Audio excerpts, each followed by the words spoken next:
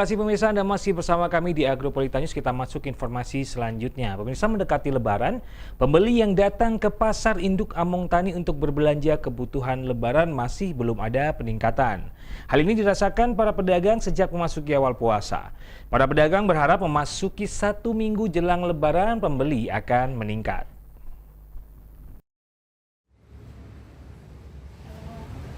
Beginilah yang terlihat di Pasar Induk Among Tani, Kota Batu pada minggu ketiga puasa. Pengunjung pasar yang akan berbelanja pakaian, tas, sepatu maupun sandal masih terlihat landai dan belum ada peningkatan sejak memasuki awal puasa. Kondisi saat ini dirasakan para pedagang berbeda dengan menjelang Lebaran tahun lalu, di mana sejumlah pembeli lebih baik dibandingkan jelang Lebaran 1447 Hijriah yang masih saja sepi. Pembeli yang datang ada peningkatan, yakni pada hari Sabtu dan Minggu saja, tetapi tidak bertahan lama, dan pada hari biasa pembeli kembali sepi. Dartik, salah seorang pedagang sepatu, tas, dan sandal di Pasar Induk Among Tani mengatakan, pembeli masih landai sejak memasuki awal puasa. Dirinya tidak mengetahui secara pasti mengapa jelang Lebaran tahun ini masih saja sepi pembeli. Diperkirakan karena faktor perekonomian di Indonesia atau para pembeli masih menunda berbelanja mendekati Lebaran. Di lokasi terlihat 1-2 calon pembeli datang untuk melihat-lihat barang. Para pedagang tetap berharap semoga memasuki minggu terakhir jelang Lebaran pembeli bisa ramai. Ya, Bu Darti, gimana ini sekarang memasuki minggu ketiga puasa? Gimana untuk pengunjungnya, Bu, pembelinya, Bu? Ya sini belum ada yang datang. Sejak minggu pertama masih sepi apa gimana? Iya, cuma kalau mau tutup itu nanti ketakutnya pelanggan yang jauh gitu datang. Tapi kalau ya memang harus telaten gitu loh, ekonominya kayak gini. Berarti Sabtu, tetap kalau Sabtu Minggu masih agak lumayan ya yang datang? Ada aja kalau Sabtu Minggu. Terutama ini mungkin karena dampak ekonomi semua merasakan. Iya. Tidak hanya pasar sini aja. Terus kalau pasar sini mungkin karena selain ekonomi juga orang mau datang, katanya kan naik turun capek gitu. Apa karena itu, apa memang faktor ekonomi? Kalau dari daya belinya sampai luar pulau sih gitu. Karena kan suami juga kirim keluar pulau. Iya. Tempat lain juga sama? Sama semuanya dan semua. Oh, berarti perekonomian memang Bu ya? Iya. Apa aja Bu yang dijual di sini, Bu, yang sediakan? Sandal, tas, sepatu gitu, kaos kaki, dompet. Termasuk lengkap Bu di sini, Bu ya? Ya, gitu. Tadi bandingkan dengan tahun lalu seperti apa nih? Ada apa menjelang? Lumayan tahun lalu. Oh gitu ya? Iya, meskipun ya nggak kayak pasar lama loh ya. Maksudnya tahun ini kok lebih parah gitu. Lebih sepi Bu ya? Lebih sepi. Kira-kira mendekati Lebaran gimana perkiraan?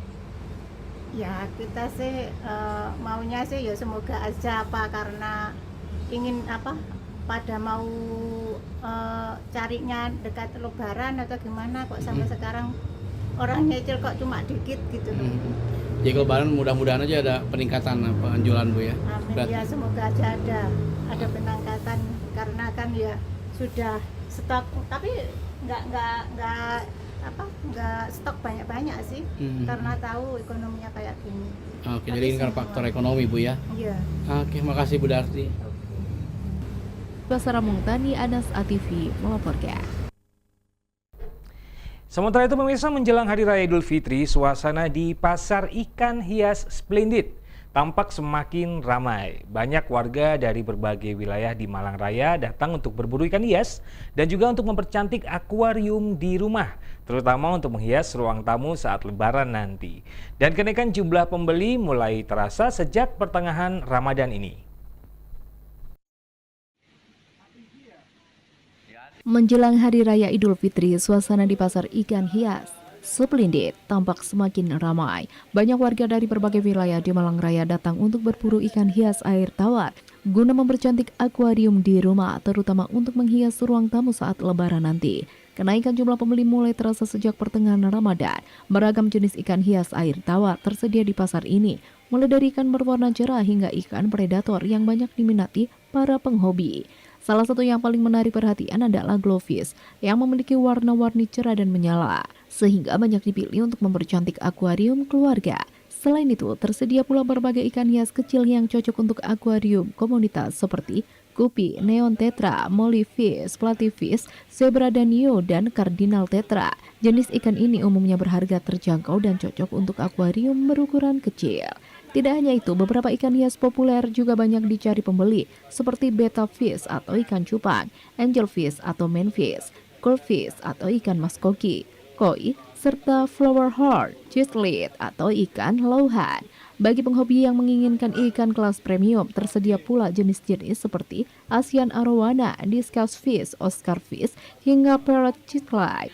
Untuk menjaga kebersihan akuarium, pembeli juga bisa memilih ikan pembersih seperti Plecotomus atau ikan sapu-sapu, Corydoras catfish, dan Otokinclus.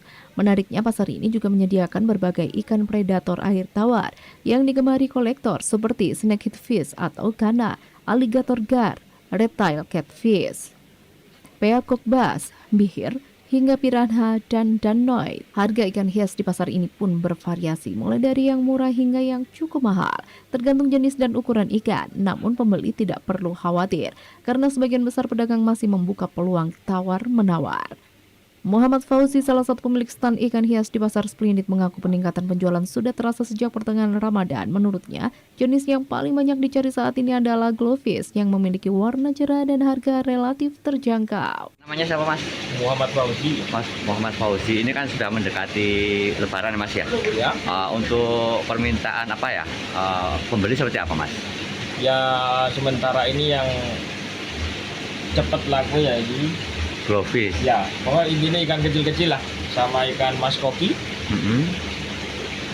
Ini semacam ikan ini lagi los-losis. Lagi banyak yang nyari ya, Mas? Nah, lagi banyak yang nyari. Buat hiasan mungkin hari raya itu. Oh, raya. Ini mulai kapan, Mas? Kenaikannya? Oh, minggu kemarin. Minggu kemarin? Iya. Oh, sudah kemarin. Di sini jual apa saja, Mas? Jenisnya banyak, Mas? Oh, banyak macamnya. Banyak. Dari koi, kopi, ikan hias ada. Sampai ikan-ikan predator? Predator ada, cuma dikit. Untuk harganya sendiri, Mas, tetap atau agak naik? Harga tetap. Oh, tetap ya. Diusahakan tetap stabil. Tidak memanfaatkan lagi naik, enggak. Aman-aman aja. Aman-aman. Oke, terima kasih, Mas. Oke, baik, Bos.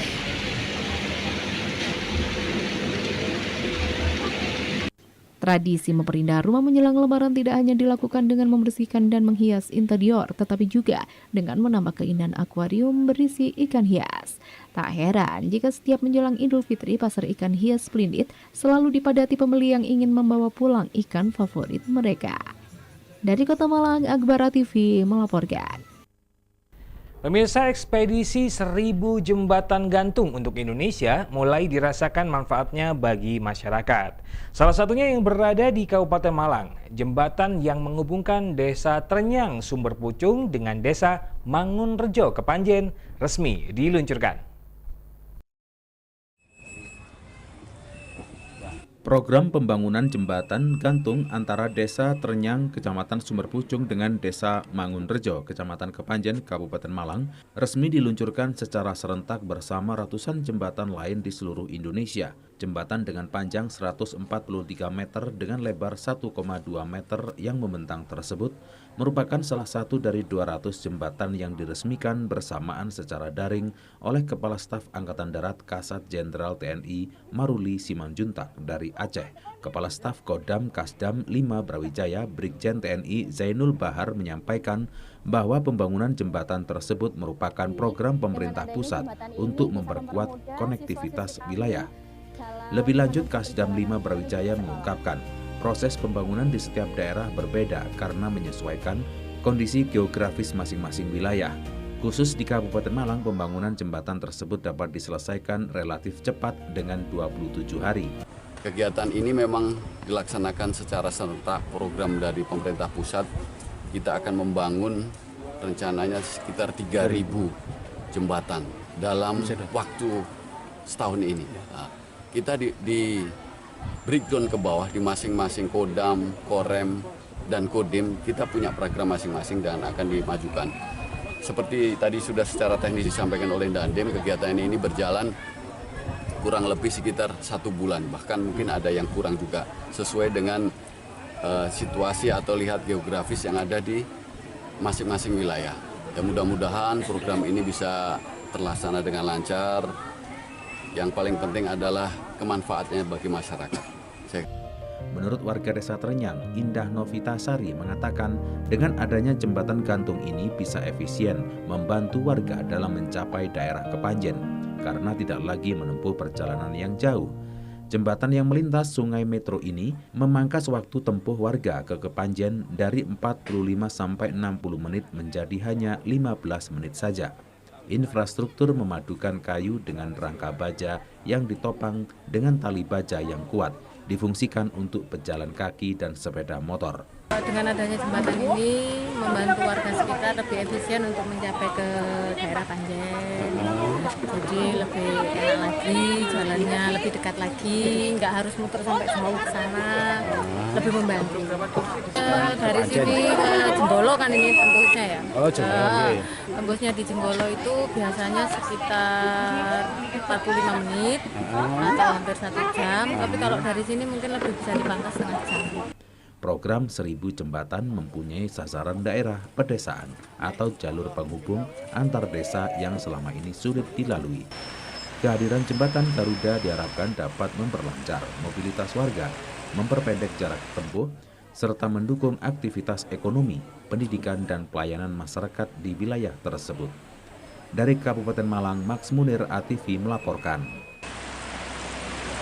Dan pemirsa, jelang Hari Raya Idul Fitri 2026, Dinas Perhubungan Kabupaten Malang telah memetakan titik rawan kemacetan. Untuk antisipasi hal tersebut, Dishub akan melakukan rekayasa lalu lintas serta memasang jalur alternatif bagi pemakai jalan.